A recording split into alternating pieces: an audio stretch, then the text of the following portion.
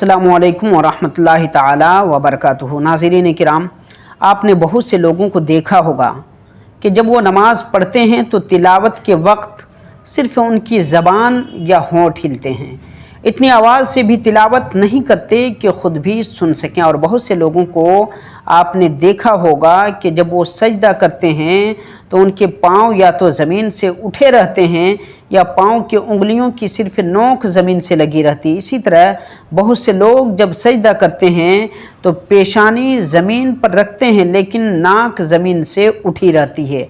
आइए शरीयत मुतहरा की रोशनी में जानते हैं कि ऐसे लोगों की नमाज होती है या नहीं होती है।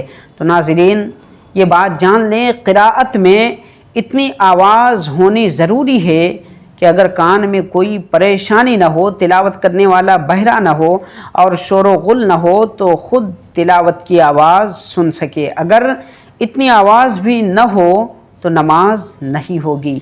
ऐसा ही बहार शरीयत हिस्सा सोम सफ़ा नंबर 544 पर है।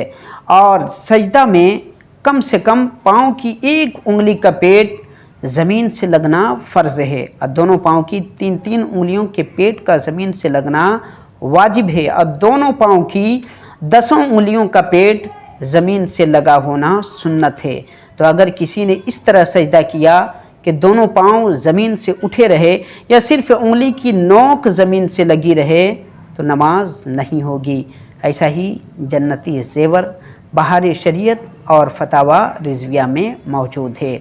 और सजदे में पेशानी को ज़मीन पर जमा कर रखना फ़र्ज़ है, उसके साथ नाक की हड्डी का ज़मीन पर लगना भी वाजिब है। तो अगर किसी ने इस तरह सजदा किया कि नाक ज़मीन से उठी रही या सिर्फ़ नाक की नोक ज़मीन से लगी रही तो उसकी नमाज मकरूह तहरीमी वाजिबुल इआदा हुई, यानी ऐसी नमाज को दोहराना उस शख्स पर लाजिमो ज़रूरी है। ऐसा ही फतावा रिज़विया मुतरजम जिल्द नंबर 3 सफ़ा नंबर 253 पर मौजूद है।